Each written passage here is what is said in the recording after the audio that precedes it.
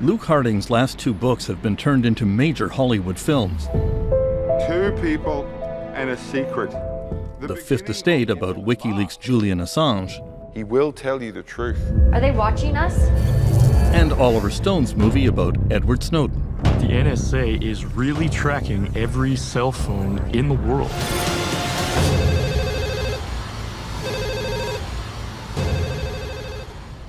Harding was the longtime Moscow correspondent for The Guardian until he was expelled from Russia in 2011.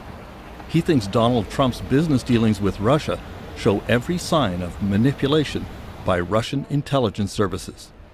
The KGB sent around a secret memo in the mid-1980s explaining what they wanted in a kind of target. They wanted someone who was narcissistic, they wanted someone who liked money, they wanted someone who was a lousy analyst, and if you check down the list, Trump ticks every single box. This is about 1985, and then of course Donald Trump makes his first visit to Soviet Moscow in the summer of 1987. On that first visit to Russia with his then-wife Ivana in July 1987, Donald Trump began negotiating to build a Trump hotel complex, a lucrative deal that would be dangled in front of him for the next 30 years. When Trump first visited Moscow, I've got no doubt that he would have been targeted by the KGB. Not because I'm a conspiracy theorist, just because that's what they did. And more to the point, he was invited by the Soviet government. This was an official invitation. His travel was organized by Intourist, the Soviet travel agency, which is effectively a branch of the KGB. And it was all expenses paid. The other thing we can say is that Trump's hotel room in Soviet Moscow in 1987 would have been bugged. Like any kind of rich American, he would have been under technical surveillance. All of this stuff would have been put in a dossier. Harding says the KGB would have especially focused on Trump's notorious womanizing over the years. These KGB personality questionnaires, one of the first questions they ask is the target susceptible to women? Does he have affairs on the side? Because what they're looking for is they're looking for something they can exploit. Meet the press. A fiery Donald Trump comes out swinging, slamming the circulation of unverified allegations against him. It's a disgrace that information that was false and fake and never happened got released to the public. Of course, Donald Trump's 30-year business relationship with Russia and explosive allegations about his sexual activity there compromising information hit the headlines last January the president-elect and Russia with the revelation of a private intelligence dossier about him. That Russian operatives claim to have compromising personal and financial information about Mr. Trump. The infamous dossier alleging collusion between the Trump campaign and Russia was the work of a small security company here on Grosvenor Gardens in London. Orbis Business Intelligence has a good reputation in the security business. The firm is co-owned by former British intelligence officer Christopher Steele, the author of the explosive dossier. I won't be making any further statements or comments at this time. Steele has refused all interview requests, but he did speak to Luke Harding. He's seen as a kind of pretty credible, well-connected British former officer with a good track record of reporting accurately on the post-Soviet world. He's someone who's engaged with Russia. He was there as a young spy in the early 1990s, but he's been doing this stuff for about 30 years, since 2008 in private intelligence. I think most people in Western intelligence think the dossier is broadly correct. And Steele's own assessment, according to what his friends say, is that the dossier is somewhere between 70 and 90% correct. It's not perfect, it's raw intelligence, but nor is it fake, and nor is it something that you can just say is a load of garbage. Donald Trump attacked the dossier as fake news, the work of a failed intelligence agent. It's all fake news. It's phony stuff. It didn't happen. Steele's response? Of course, he says, via his friends, this is a thoroughly professional job. It's not fake. And why would I make this stuff up? I've been doing Russia for 30 years. Why would I invent this? And he won't tell us who his sources are, but he's very confident these are people who have a long history of getting it right. Welcome back to Miss Universe 2013, coming at you from Moscow. You know, what a perfect candidate. I think she really made her country proud tonight. The most sensational part of the infamous Steele dossier concerns the 2013 Miss Universe contest that Donald Trump staged in Moscow. To Mr. Trump, I will always remember the valuable lessons I learned from you. Trump made a huge amount of money on the deal. The main sponsor was Sberbank, a Russian financial institution that often acts as a branch of the Russian government and its intelligence service, the FSB. Thank you to Sberbank, the general sponsor of this event in Russia. That's right. And of course, the big man on campus, Donald Trump. Steele's sources reported that Trump hosted multiple prostitutes in the presidential suite at the Ritz-Carlton Hotel in Moscow, and that he had them perform perverted sexual acts, all secretly filmed to provide the Russian intelligence with kompromat, compromising material that could later be used to blackmail him. Trump absolutely denied it. Does anyone really believe that story? I'm also very much of a germaphobe, by the way. Believe me. Putin said that he doubted Trump would do anything like that, but teasingly confirmed that Russian prostitutes were the best in the world. As if to say it would be understandable if Trump did it. In recent days, Trump's bodyguard Keith Schiller testified that an offer was made to provide multiple prostitutes to Trump's suite, but that Trump had laughed it off.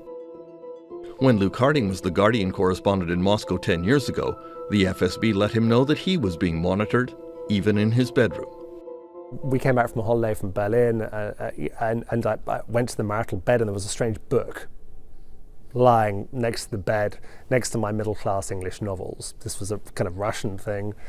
And it was a sex manual. The point was that they had bookmarked it. The KGB had very helpfully left a bookmark, and so I turned to page 167, and there it is offering advice on orgasms, how to have a better orgasm. And in the end, I concluded what they were saying was, we're watching you. And the reason it's salient is, of course, because there's this big question, what did Trump do in 2013 when he flew into Moscow for the Miss Universe beauty pageant? Did he go to bed early with a cup of hot chocolate, or did he watch an entertaining show in his bedroom? Now, we can't answer that, but what we can say 100% is that the FSB would have videoed everything. That's what they do. They're specialists. They've done it since KGB times, and they did it to me. Much of the Steele dossier has been proven true, especially concerning some very shady characters who were working inside the Trump presidential campaign. In March 2016, Donald Trump named Carter Page as one of his key foreign policy advisors. Page is an eccentric businessman, academic, and pro-Russian zealot whom the FBI had long suspected was some kind of Russian agent. Back in 2015, the FBI wiretapped 2 Russian spies working undercover in New York City for the Russian VEB Bank, considered a front for Russian intelligence. The spies were talking about recruiting Page, identified in this 2015 indictment as male number 1. The spy Victor Podovny suggested an approach to Page. I will take you to a restaurant and give you an expensive gift. You just need to sign for it. That is the ideal working method. You get documents from him and then tell him to go f*** himself. I think he's an idiot. He flies to Moscow more often than I do. It's obvious he wants to earn loads of money. It appears the Russians wanted to bribe Carter Page, then blackmail him about being bribed. The Carter Page story is extraordinary. So we learned that Russian spies can operate in Manhattan. We learned that they use banks as cover. They were keen for information, and they were keen to find Americans who were receptive. And in Carter Page, they found the right person. It seems to me that wittingly or unwittingly, he's a Russian asset. One of those trips by Page was in the middle of the 2016 campaign in July. He went to visit Rosneft, the Kremlin-owned biggest oil company in Russia. Somehow Steele found out. The Rosneft story is important because a lot of people from Donald Trump downwards have said this dossier is fake, there's nothing in it, it's all rubbish, it's discredited, etc. And Steele clearly had a source inside Rosneft who told him pretty early on, late spring, summer, that there was a secret plan to privatize a big chunk of it, worth billions.